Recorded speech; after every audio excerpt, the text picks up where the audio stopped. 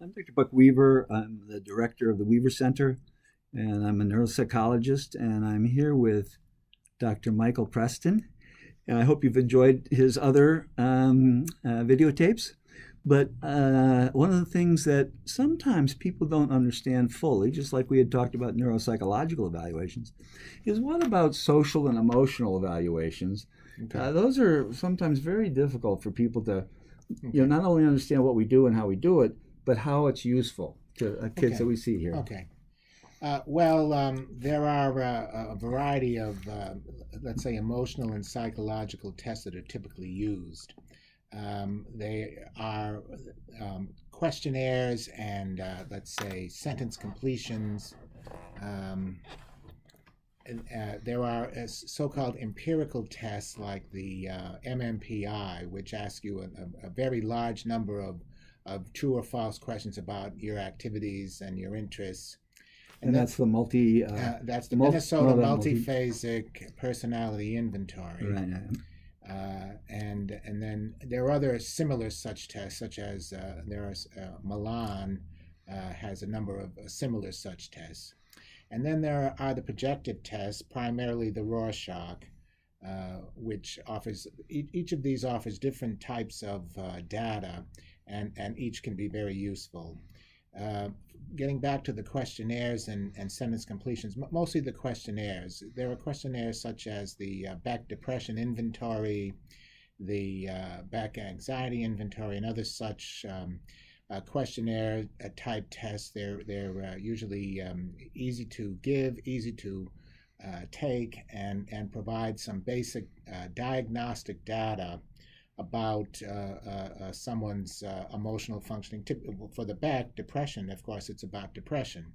And there are other mood disorder questionnaires for bipolar disorder, and there are also tests for anxiety disorder. And those are they're good screening instruments. They may not be fully substantial. They may or may not be. It depends upon the situation.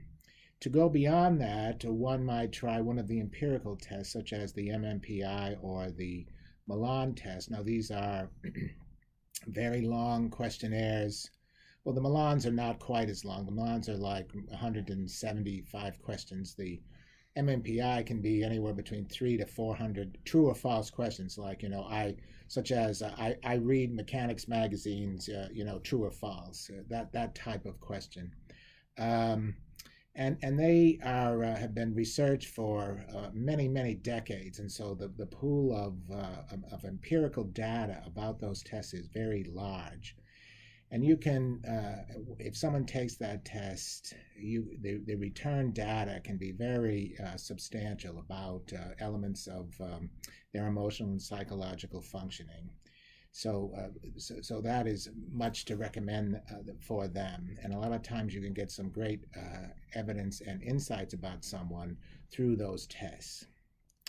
The final sort of tests are the projectives, primarily the Rorschach. The Rorschach, of course, has a rich history going back to the 1920s, I think, when Rorschach, who died early in life, devised the test. It is not random. It was devised. There was meticulous care to design the ink blots, and they've been used over the years, more in the past, I think, than presently, to provide an individual with an open-ended way to express their psychological constructs about self, about others, about their thinking process, about their emotional process. And while it seems easy to give and seems simplistic, the scoring and the follow-through done by the examiner is much more complicated than it seems when you're taking the test and just sort of saying, what might this be? It might be a bat, or it might be a bird. The process of sorting out what that all means is very substantial and significant. And it's well normed, right? Yeah, oh yes. Oh yes. The test has always had a strong normative basis over the years, despite the many questions about it and the many the lore, the sort of the Woody Allen movie lore of the Rorschach is not really what I mean. It's fun to laugh about it, but the Rorschach is a powerful instrument that can really help to understand individuals and their situations. Recently, there's been some new changes to the Rorschach process. The task itself has remained the same over the decades, but the scoring process has become more focused on empirical studies and things of that sort. With people coming along over the years, different people have stepped forward to manage the Rorschach and so forth, and that continues. So it can be a very powerful tool. A typical psychological evaluation would involve some of the empirical tests, maybe some of the questionnaire tests, and the Rorschach to get 3 different databases. And the statements made on, say, the MMPI relate directly to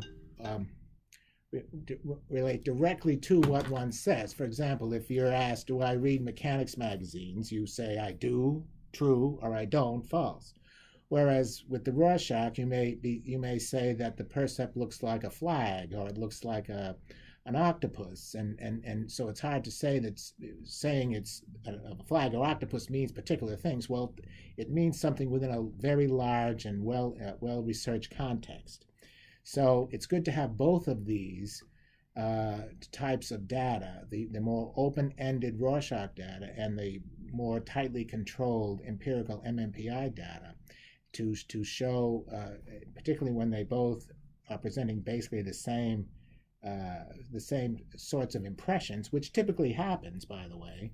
That can be a powerful way to say we can increase the understanding of the given individual's emotional and psychological functioning, which of course is the original purpose. The purpose of all this is to have a greater understanding of the person you're testing.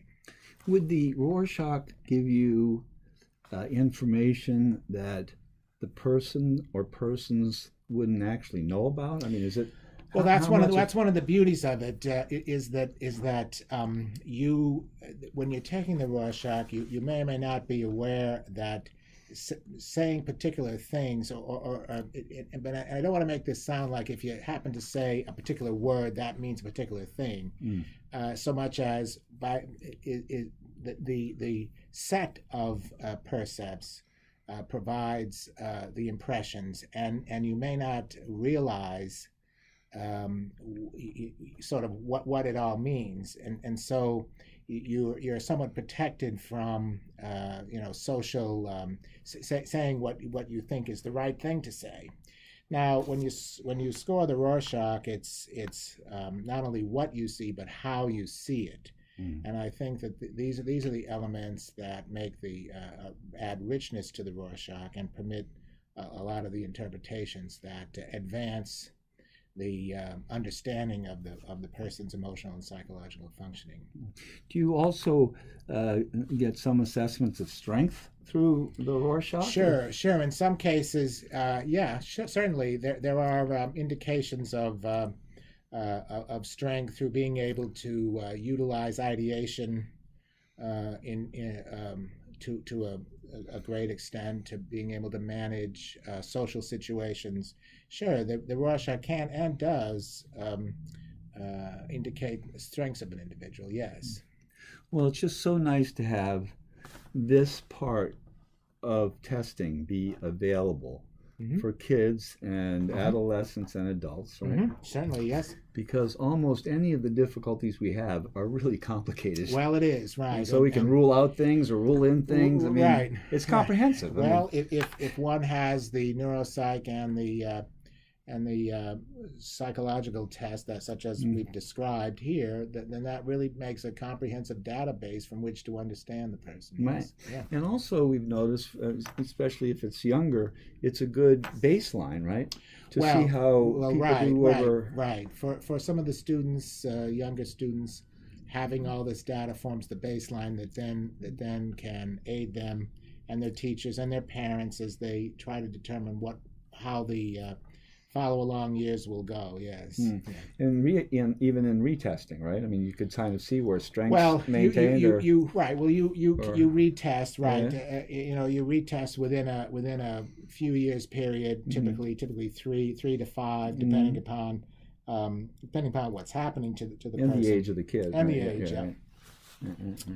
A retest to see to what extent the skills have been sustained. Perhaps deficits have improved. Perhaps high-end skills are still good, but perhaps not as superlative as they once were, and perhaps the psychological strengths and so forth change with growth and maturity. So you could do that, certainly. Well, that's great. Thank you. You've only been here a decade or two, or it seems something like that. Well, certainly, yeah. Well, it's been great. Been at it for quite some time. Sometime we'll talk about that client where you marched the picture down the. Okay. we got some more stories to do, but I hope this has been helpful. Please let us know. Our website is www.weavercenter.org, and you can always email me rweaver@weavercenter.org. about other ideas or questions you might have. It's really nice, Mike. Thanks a lot. Appreciate it. Terrific young lad.